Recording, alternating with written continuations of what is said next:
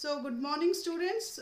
Today we will start a very important topic, that is gene regulation, and in that gene regulation we will study about lac operon. First of all, before coming to gene regulation, we have already studied so many aspects of genetic expression. We have already studied how the information from DNA passes to RNA, that is transcription, and from RNA it is translated in the form of protein synthesis. So the genetic regulation is at various levels because transcription and translation are very highly energy seeking process. The body or the cell doesn't want to waste so much of energy when any protein is not required in the body. So there is a regulation for the complete genetic expression at different levels. This regulation may be at the transcription level, or it may be at the processing level in case of eukaryotes. In eukaryotes, initially it is hnRNA, then later on it becomes the mRNA. So that processing also, that splicing is there. During that time also there may be regulation. Then mRNA, which is formed in the nucleus, it has to be transported to the cytoplasm. That transportation level also, the regulation is there. And finally the translation level, where the information which is there in mRNA is converted in the form of proteins in the cytoplasm. Okay, so at different levels the expression is there, and one such expression we will study today in the form of lac operon. So this lac operon, before coming to lac operon, why lac operon is required? See, in our body there are two types of genes. One are constitutive genes, other are facultative genes. So genes may be constitutive or it may be facultative. Constitutive means they are required every time, like our respiratory enzymes. Every cell has to perform respiration all the times. So those genes which are expressed continuously without any interruption, those genes are called as constitutive genes. So cell has to express the constitutive genes. There is no way out. But there are certain genes which are required only at specific time. They may not be required at specific other times.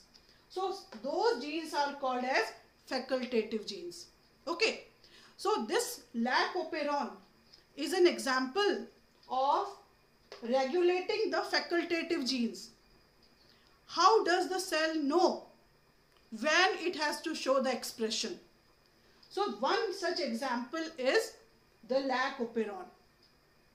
This concept of lac operon was given by two scientists. You must know the names of those scientists. Lac operon was given by Jacob Monod. Jacob and Monod. They were two scientists, Francis Jacob and Monod. These two scientists, they gave the concept of this operon. Is the board clear? Sorry? Please repeat. The concept of lac operon was given by these two scientists, Francis Jacob and there was another scientist, Monod. They experimented it on E. coli, Escherichia coli. In Escherichia coli, when we studied the transcription process, I told you prokaryotes have polycistronic genes and eukaryotes have monocistronic genes. Can you tell me the difference between polycistronic and monocistronic? Krish? I don't know. You have not studied that. Polycistronic means This chapter I have not started. Yes, this is very, very important chapter. This is the chapter which is a backbone for complete biotechnology. Please don't ignore this chapter. Okay? Can we start this chapter from the beginning? No, not at all. It's such a big chapter. I've already completed so many important topics. I will take up the doubt session. Okay? And then I will summarize that. But today let us study this only. Okay. Okay. So Jacob and Monod, they performed on E. coli. E. coli, it's a prokaryote. So prokaryotic genes are polycistronic. When I told you about transcription unit, complete DNA doesn't undergo transcription. Only certain units, they are transcriptionally active. Those units are called as transcription unit. In a transcription unit, I told you there is a promoter region, there are structural genes, there are terminator regions. So from promoter, the transcription begins. Then there are cistrons, that is structural genes, and then there are terminators. There is a very beautiful diagram given in your book, and I had also drawn the diagram of transcription unit. That is very, very important. A 3-mark question is asked on transcription unit diagram. Okay. So I was telling you there is a difference between the prokaryotic transcription unit and a eukaryotic transcription unit. Prokaryotic transcription unit have many cistrons in one transcription unit. That's why it is called polycistronic. Okay. Whereas in case of eukaryotic cell, there is only one cistron per transcription unit. So only one mRNA will be formed from one transcription unit. Okay. But because we are doing E. coli, it's a prokaryote. So this prokaryote will have the polycistronic transcription unit. So I am drawing one transcription unit, and then I will explain what does this operon concept mean. Okay, just see. Suppose this is one transcription unit, and this transcription unit has got different genes on it.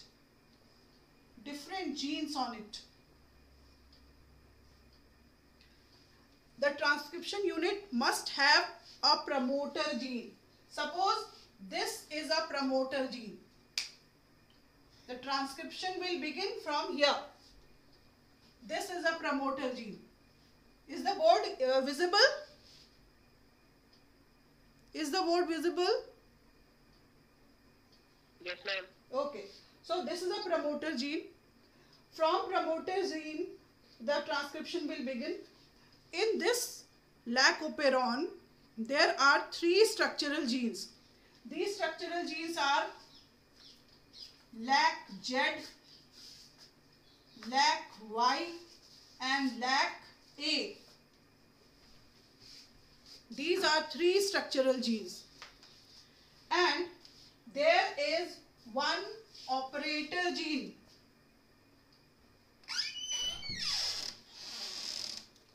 Okay.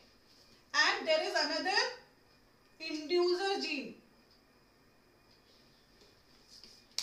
This is the structure of a lac operon. In this lac operon, this is one complete regulatory unit. Here the main work is operator, because it's an operating unit. It's an operating unit. This is called as operator gene. Very important.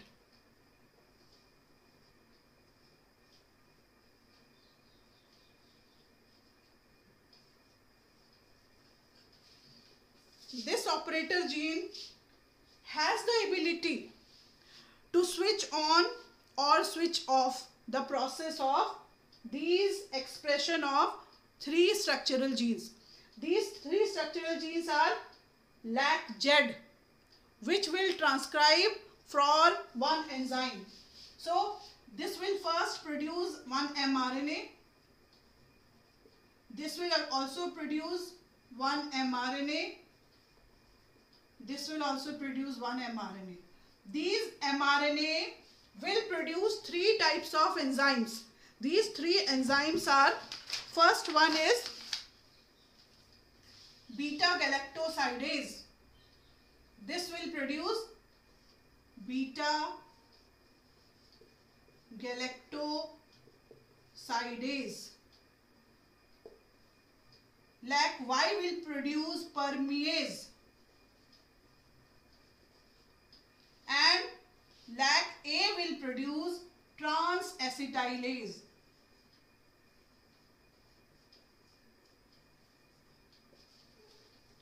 So these three enzymes are required for the digestion of lactose. Because we are saying LAC operon, LAC stands for lactose.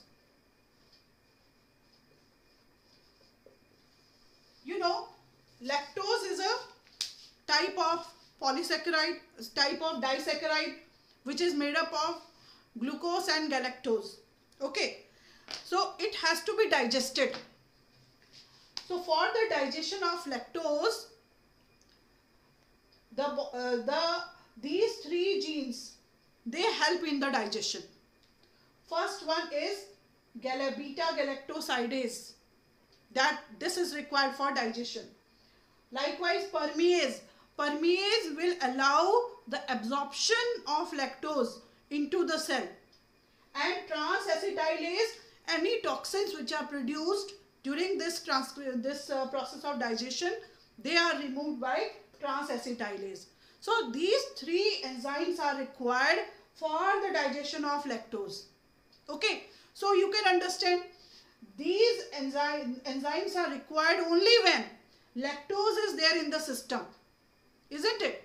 If lactose is not there in the system, there is no requirement of these enzymes. Okay, so when the lactose is not there in the system, at that time this operon has the ability to close the concept of expression. How does it do? Just understand. So this inducer gene will produce one protein which is called as repressor. This is a repressor protein. When there is no lactose present, in the system, during that time, this repressor will bind with operator and it will switch off the whole process of this one, because the process which is required for transcription of these mRNA, that is the enzyme RNA polymerase, it has to first bind with this promoter gene. This promoter gene will operate only when the operator is on. But when there is no lactose in the system, then this repressor will combine with operator gene and it will not allow the promoter to work on the expression of these three structural genes, cistrons. These are polycistrons, cistron 1, cistron 2 and cistron 3. Okay, when there is no lactose present. So in that case, this repressor is switching it off.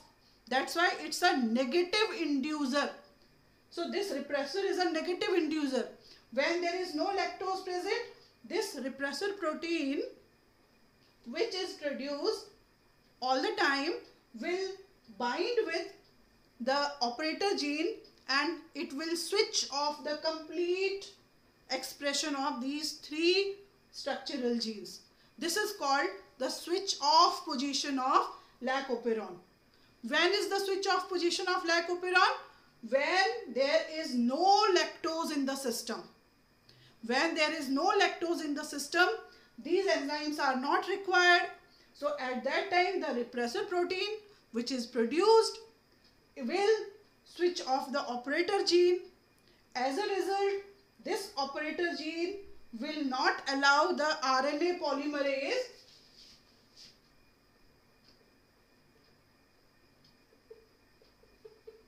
to bind with the promoter gene, and then there will be no further expression of these 3 mRNA. Got it? When is the lac operon switched off? A 5-mark question may be asked on lac operon. Very, very important concept. You may be asked, show the diagram of lac operon when it is switched off. So at that time, you will have to show this, that there will be no production of these, no expression. Got it? But when lactose has come into the system, when there is lactose in the system, then what happens? This lactose, when it comes into the system, it binds with the repressor, and as a result, lactose repressor complex is produced. This complex is produced, and because this complex is produced, now the repressor cannot go to the operator gene and it cannot switch it off. So what will happen? This operator gene, which was earlier switched off by the repressor, there is no one to switch it off. So what happens? This will become on, and as a result, this will allow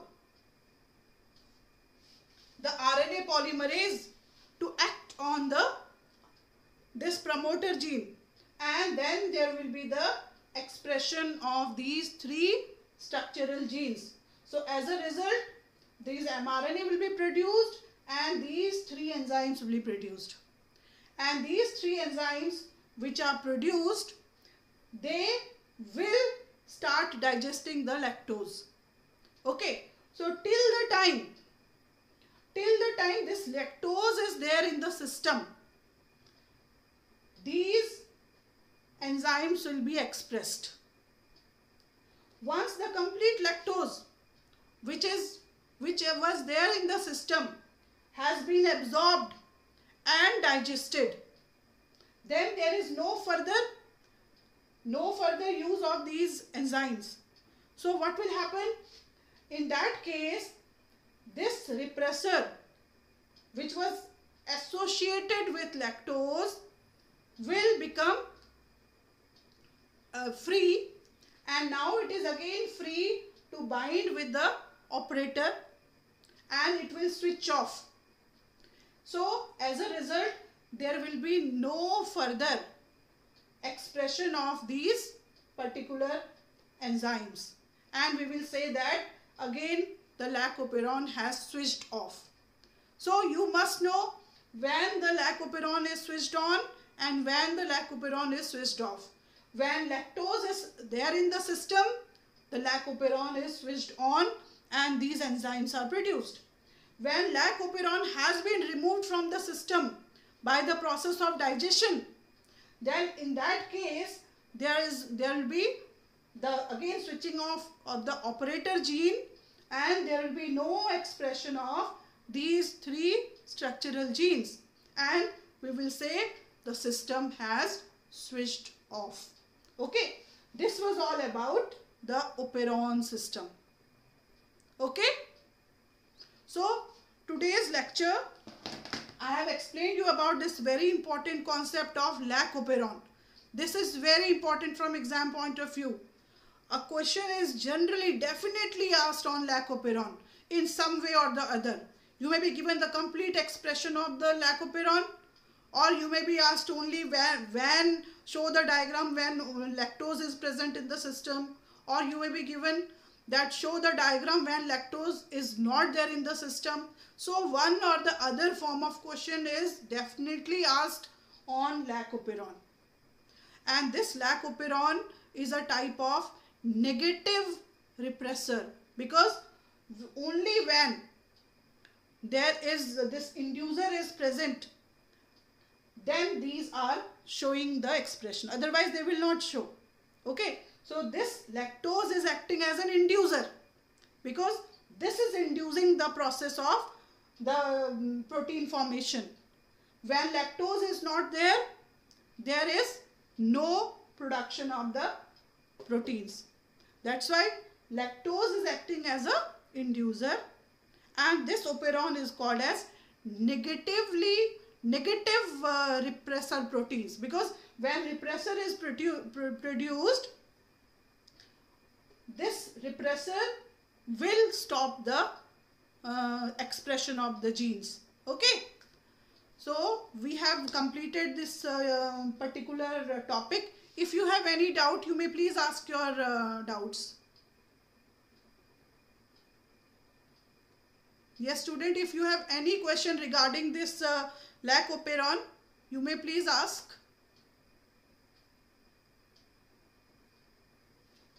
No doubts? Is the board visible, Krish? Is the board visible?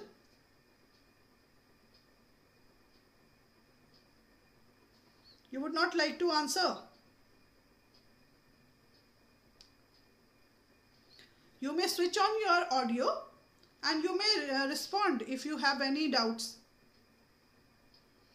Now regarding the other topics of this chapter, please, I am again stressing on the point. This complete chapter, every topic is very important. Every topic which I have taken till now are the potential of 5-mark question. Be it the structure of DNA, be it the replication of DNA, or we studied about the experimental proof that DNA is a genetic material, experiments to show that DNA replication is semi-conservative. Then we studied about the complete central dogma for flow of information. Then we studied about the transcription unit, process of transcription, genetic code, and then we studied about the process of translation in last lecture. Today we have studied about the genetic regulation, how the cell regulates what has to be produced, what not has to be produced, what has to be stopped when, because these whole process are highly energy seeking process. So cell has to conserve the energy when any particular enzyme or particular protein is not required. So at various levels the regulation is done. The regulation may be done starting at the transcription level, then transportation of mRNA to the cytoplasm at that level, processing of mRNA, translation, and then at this level. So all these steps are very important. In this chapter only 2 topics are left now. One, we will study about Human Genome Project in next lecture, and then DNA fingerprinting. This chapter is a very big chapter, and based on this chapter we will study about the biotechnology. All the concepts of biotechnology are nothing but the applied molecular biology. Molecular biology at the genetic level, how the genes are operating, because you can manipulate a gene to express or not to express. Okay? So I hope you have understood this. Any doubt? If you have any doubt, you may ask, please.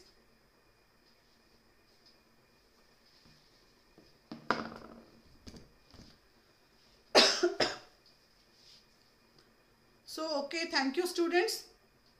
I hope that this concept was clear to you. If you have any doubts, you may ask me through the message on YouTube.